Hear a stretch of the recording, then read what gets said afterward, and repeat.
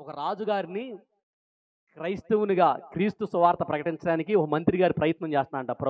రాజుగారు దేవుడు గొప్పవాడు, దేవుడు గొప్పవాడు అంటే రాజు అన్నా అంట, అయ్యా నీ దేవుడు గొప్పవాడైతే ఇదిగో పరలోకం నుంచి భూలోకం రావడానికి ఎందుకు? పరలోకం నుంచే పైనుంచే ఫలానా వారి పాపాలు తొలగించబడిన గాక అంటే తొలగించబడతాయి కదా, లేదంటే ఫలానా వారి రోగాలు తొలగించబడిన స్వస్థపరచబడిన గాక అంటే స్వస్థపరచబడతాయి కదా. అక్కడి నుంచి ఇక్కడికి రావడం ఎందుకయ్యా?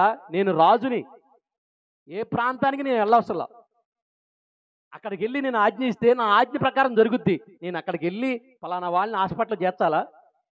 అవసరంలా. సీఎం రిలీఫ్ ఫండ్ కింద ఆయన సంతకం పెడితే ఏ హాస్పిటల్ అయినా చేర్చుకుని ఉచితంగా వైద్యం చేస్తారండి. సీఎం గారు రావాలా? అవసరంలా. అలాగే నీ దేవుడు పైనుంచి కిందకి ఎందుకు రావాలి? అర్థమవుతుంది ఏమన్నా? దేవుడు పైనుంచి కిందకి ఎందుకు రావాలి అని రాజుగారు అడిగితే మంత్రి గారి దగ్గర సమాధానం లేదండి.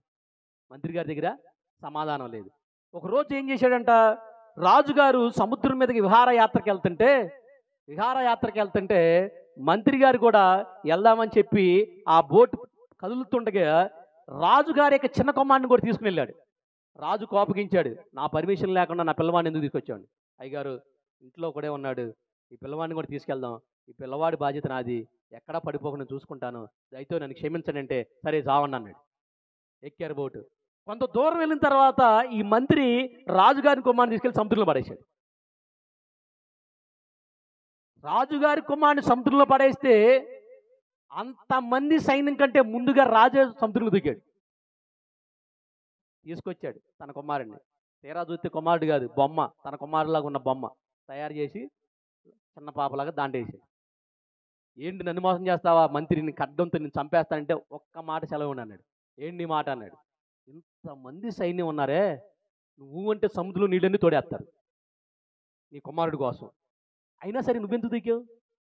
నీ సొంత కుమారుడు కాబట్టి, నీ సొంత కుమారుడు నువ్వు రక్షించాలి కాబట్టి. నా దేవుడు కూడా అంతే, నా దేవుడు కూడా అంతే. హల్లెలూయా.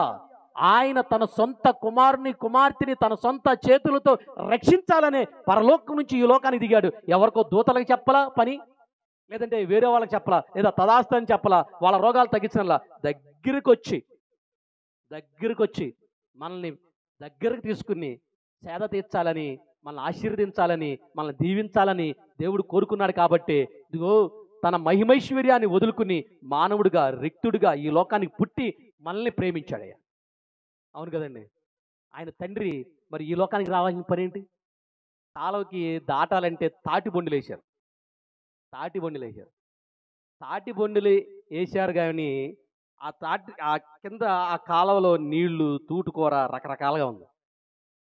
నేను కారు పార్క్ చేసి వచ్చేలోపు మా వాడిని వేరే వాళ్ళు తీసుకుని ఆ బొండులు దాటిద్దామని వెళ్తాను.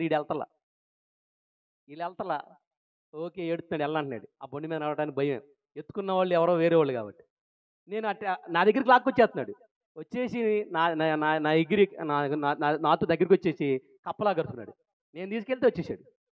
అంటే కుమారుడికి తండ్రి మీద ఆ విధమైన నమ్మకం ఉంటుంది. అది ఎప్పటికైనా సరే, మరణించే వరకైనా నా తండ్రి నన్ను క్షేమంగా ఆదరికి చేస్తాడన్న నమ్మకం ఉండబట్టే వాళ్ళ పిల్లలు తండ్రి దగ్గరికి ఎత్తుకుంటారు. తండ్రి ప్రేమ అలాంటిది. ఒకవేళ పడ్డామేమనుకోండి, ఏమవుద్ది? పిల్లవాడినైనా పైకి లేపుతాం. అందుకే